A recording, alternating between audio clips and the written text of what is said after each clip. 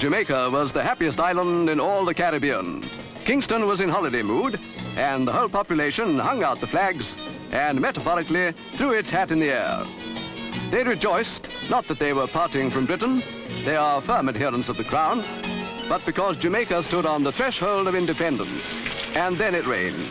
A tropical downpour, as inappropriate as our own deluge on bank holiday. But nature relented, and as though to bid welcome, out came the sun as the airliner touched down at Palisadoes Airport, bringing to represent the Queen, Princess Margaret. Independence was to have a royal greeting. There to welcome the Princess and her husband was the Governor, Sir Kenneth Blackburn, and the veteran Prime Minister, Sir Alexander Bustamante.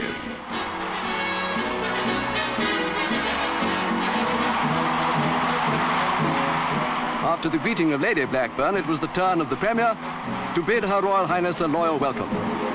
Then Princess Margaret was conducted to the saluting base to receive the royal salute by the Jamaica Regiment.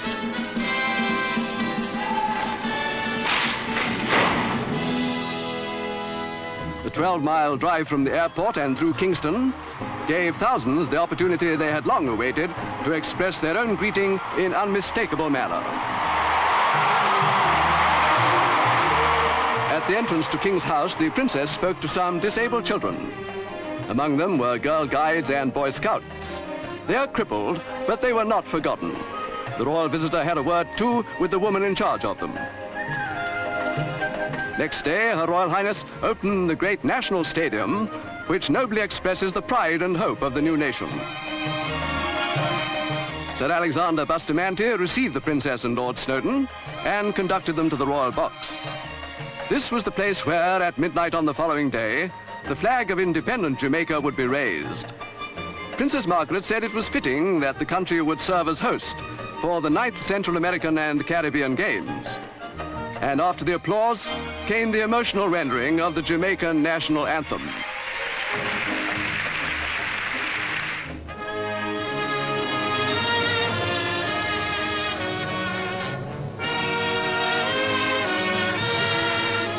The stage was now taken by the young people. Jamaica's youth organizations had heard the Princess say that the country's future rested with their generation. They made it look as if that future would be in good hands.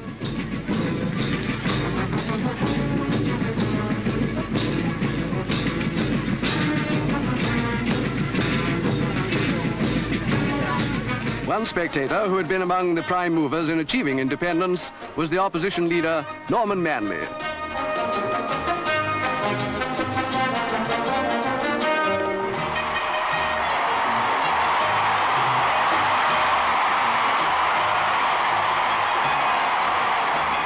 Two minutes to midnight, Sunday, August the 5th, the birth of Jamaican independence.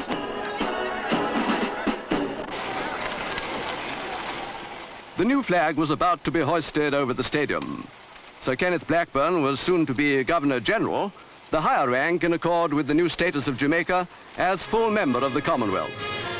It is likely that before long he will be succeeded by a Jamaican, and who better than the 78-year-old Sir Alexander Bustamante.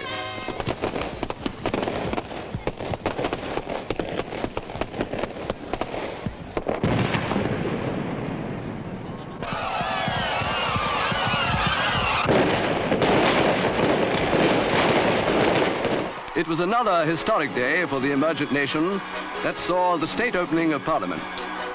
The motto chosen for the new coat of arms is, out of many, one people. And here on the Westminster model will sit the Democratic Assembly who will govern the multiracial 1.75 million who will become one people.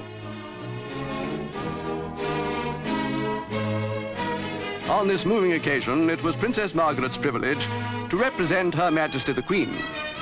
And as always, when such duty falls to her, she now performed it with a grace and dignity befitting the responsibility. In their places for the inauguration sat the 66 members of the Senate and House of Representatives. Visitors included the papal envoy and dignitaries from independent African states.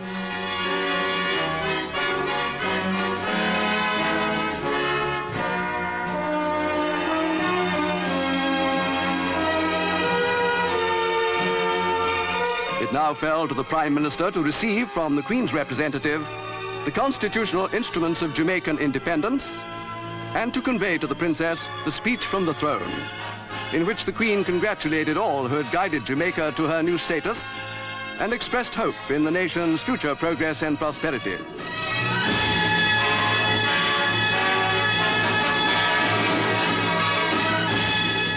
The Prime Minister's address of thanks was seconded by the leader of the opposition, Mr. Norman Manley. The first session of Parliament of independent Jamaica was opened. It followed the pattern of Westminster, the mother of parliaments, from which democracy has spread and flowered in so many lands. 300 years of British government had come to an end, and peacefully, one more nation had been helped to achieve its yearning for self-government. All wish well to the happy people of independent Jamaica.